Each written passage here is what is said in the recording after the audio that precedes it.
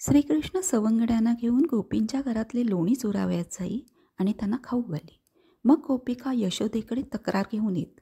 सर्व गोपिकांच्या तक्रारीमुळे यशोदा त्रासून गेली.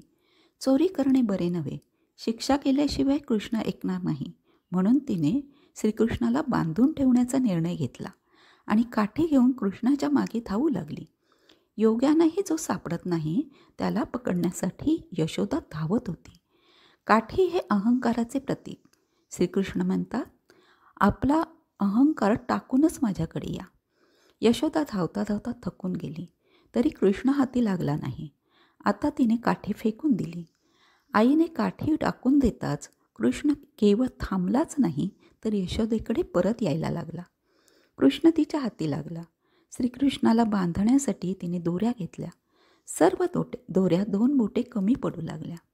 एक दुसरीला, दुसरी तिसरीला असे बांधून पाहिले, तरी ती 2 बोटे कमीच पडू लागली. घरात जितक्या दोऱ्या होत्या सर्व संपून गेल्या. कृष्णाने पाहिले, आई थकून घामाने चिंब झाली आहे. त्याला दया आली. तो स्वतः बांधला गेला. कृष्ण बंधनात होता, म्हणून सर्व सवंगडी त्याच्याजवळच बसले.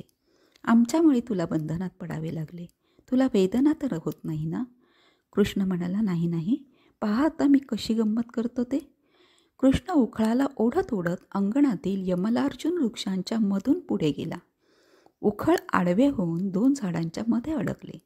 कृष्णाने उखळाला बांधलेली दोरी एवढ्या जोराने ओढली की उखळाने दोन्ही वृक्ष उपटून खाली पडले. वृक्ष पडताच त्यातून 2 तेजस्वी पुरुष प्रकट झाले. पूर्वजन्मी ते कुबेराचे पुत्र होते, नलकुबेर आणि मणिग्रीव. नारदाच्या शापाने या लक्ष्मीपुत्रांना वृक्षावतार घ्यावा लागला. दोघांनीही कृष्णाला नमस्कार करून कृष्णाची स्तुती स्तोत्रे गात ते स्वर्ग लोकात पोहोचले.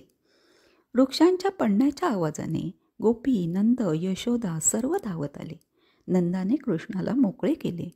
आता यशोदा रडू लागली. भगवंताला दोरीने नाही तर प्रेमाने बांधायचे असते. यशोदेला कुठे ठाऊक होते, कृष्ण रूपाने भगवंतच तिच्याकडे वास्तव्य करीत आहेत.